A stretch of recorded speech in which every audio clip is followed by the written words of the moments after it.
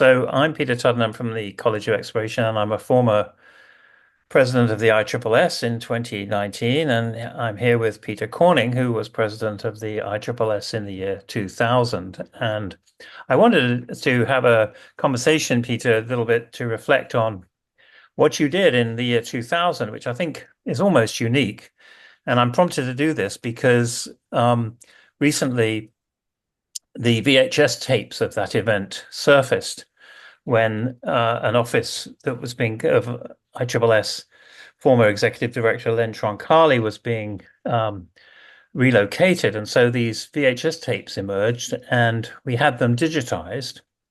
And so now I've gone through those digitized recordings and separated the speakers and put Uh, them all up on YouTube. And uh-huh.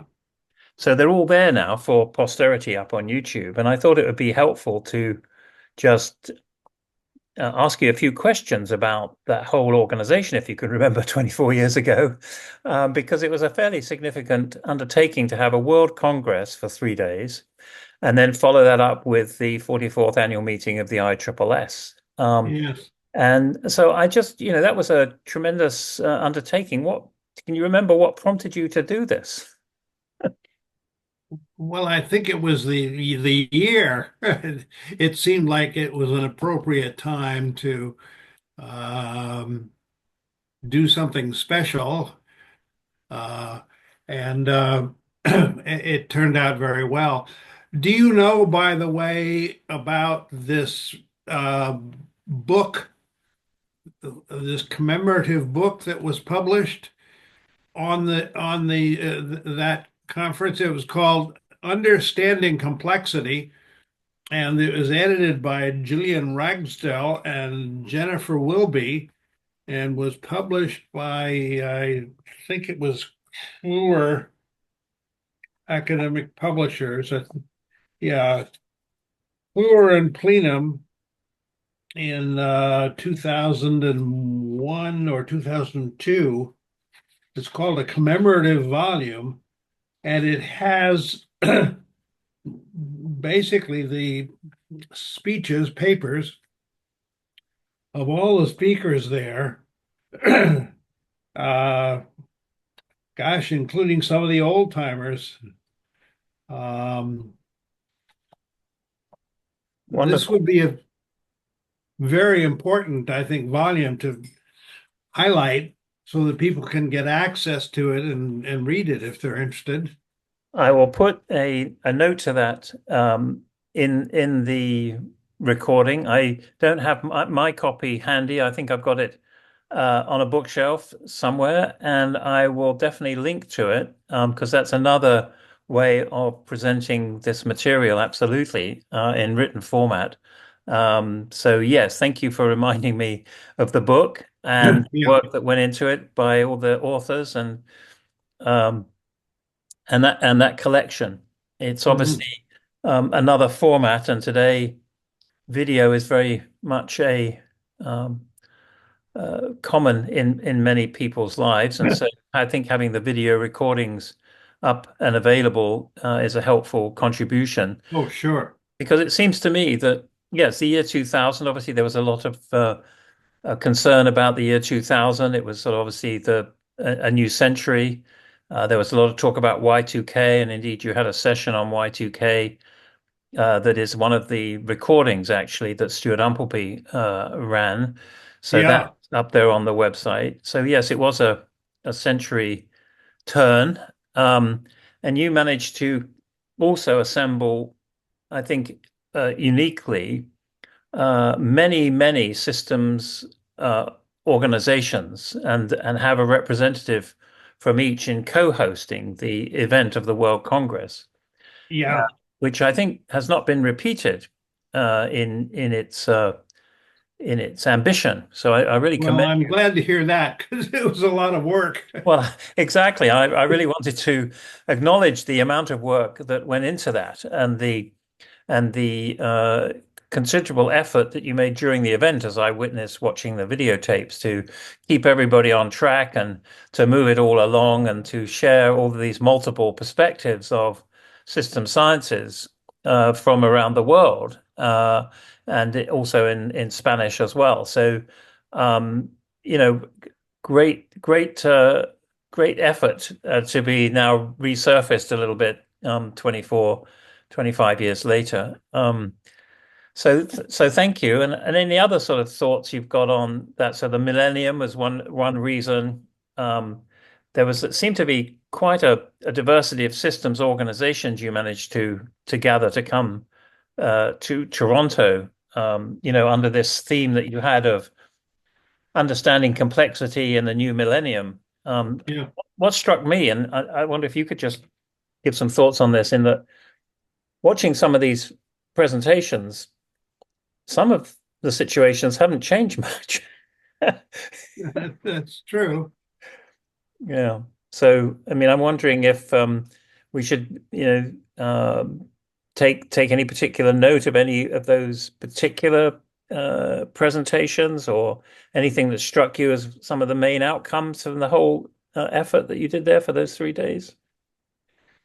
Well, I confess that my memory of that event is now somewhat faded. Fair enough. Um, I'm much more focused now on something that grows out of all of that experience and that conference. And it's my newest book, which is due out actually any day now. I'm not sure. They're having some problems at Scholar One, but uh, the book is it's Cambridge University Press, and it's called Evolution of Humankind uh, and the Fate and Our Fate as a Species. Uh, it's somewhat it's a somewhat pessimistic book, but also a book that with some hope for the future. I borrow a line from Benjamin Franklin before the American Revolution, uh, unite or die. In fact, he was in England when he said that, which was about 2 years before the Revolutionary War. And that's what we did, and the rest is history. And we now are in a state where, because of climate change and other environmental impacts, we need to act in a unified way with resources, some of which are going to have to come from those billionaires that are needed to cope with the kinds of climate changes that are occurring. The recent hurricane in Florida is just one example among many of the situations that are dire and that require a much more concerted effort than any one country can do by itself, especially the poorer countries. Um, so that's my focus now. I know that's not much about the Well, I mean, I think what Congress in the year 2000, but that's very much on my mind at the present time. And it was a little bit in evidence there that we were facing an uncertain future. very much so. I mean, that was really what came out of all of the presentations. Uh, Yeah. a lot of that thinking. So that's contributed to your thinking over the last 24 years and got you to this point where this is your latest book. Um, can you identify a couple of, key system ideas that perhaps come forward in looking at this sort of unified response, and how your book is going to help people give some thought to what that might look like? Well, I suggest that in the book, and I think was reflected too in that conference, that uh, the idea of a radical change uh, is maybe uh, too much and unnecessary, that we need to change hearts and minds, but our institutional changes can be incremental. Um, so I suggest that there be changes to the United Nations to enable it to be able to act in a more concerted and unified way uh, as we go forward. And there are some new United Nations agencies that I suggest would be required, that would be adequately funded to be able to meet the crises that are facing us. So there'd be a kind of uh, global analog of FEMA that would deal with climate emergencies, and an infrastructure fund that would enable recovery from those uh, events. Um, so it really represents a sort of an incremental change in global governance.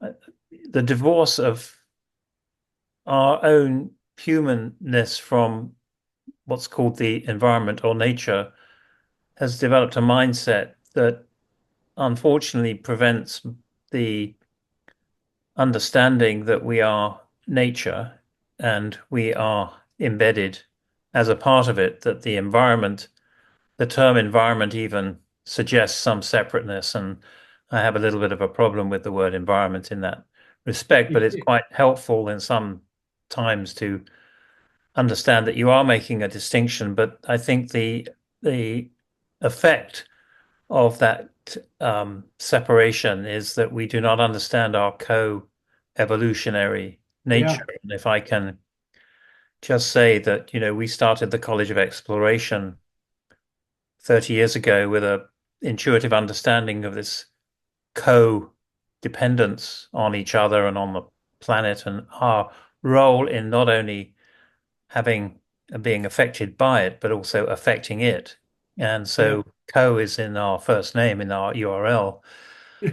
Co-exploration, which is sort of, this journey together in understanding how we are in the world. And I think that even the work of many psychologists and psychotherapists now understand that it's not all about the selfish mind that needs to be delved into as a developmental or a sort of an inquiry into your individual position, but it's understanding your co-relation and relational patterns with those around you and the environment that you're in, that is the ultimate sort of way of understanding, or a better way of understanding, or a more, the word holistic is overused, but a more embedded understanding of our relationship to all living matter, yeah, and to each yeah, other. And I think that our challenge is to bring about some changes in the educational systems that our children are involved in and grandchildren to help accelerate a deeper understanding of our embeddedness with each other and nature as well. We are nature, and so that's a real challenge. And I know you've been talking about that in your work in previous books. Uh, yeah. I have a book that was in 2018 called Synergistic Selection, a cooperative theory of evolution. And that's really, in a sense, the antithesis of the selfish gene model. Basically, going back to Darwin, the idea that living systems are in competition with each other, and the survival of the fittest means whichever individual is most successful. In fact, evolution has been a cooperative process, and it's the cooperators who've been the fittest. So, and that's what my book is all about. Yeah, and you came and spoke about that in Corvallis when I was president of ISSS. So we'll make a link to that Yeah, presentation too, because I think it was about the time the book was coming out that you that, made that yeah. presentation. When So I was that know. meeting? So that was so this has been your life's work, really, hasn't it, to sort of get to this point? And I just wanted to acknowledge the work that you've done in bringing people together in that meeting and to kind of encourage people to watch some of these presentations that might be appropriate and might spend some time at some point, perhaps looking for highlights that might complement the book or make some relation between the two. But that's been that's been some work just to acknowledge, what you did there and all the people that contributed to the World Congress. So thanks for sharing that and your current work. I think that's great. Well, thank you. I'm sad in a way that many of the people who were at that conference and gave talks are no longer with us. Uh, Well, that's just a part of life, yes, indeed. unfortunately. We all have a time limit, and Yeah, so we have to do what we can while we can. So yeah, you just keep on yeah. forging When on, we're right? young, we don't think about that sort of thing. When we're old, we tend to focus on it. Well, it becomes a certain reality when you start looking Yeah, forward and you have an ability to look back over the years and think about how time flies. It yeah, does go by very quickly. So we need to do what we can when we can. And I think the work that you contributed there and along the way has been helpful in making some small steps forward in all of this. And hopefully the systems and cybernetic community and all communities, in fact, of course, can encourage more understanding of our embeddedness in each other and nature as a whole. yeah.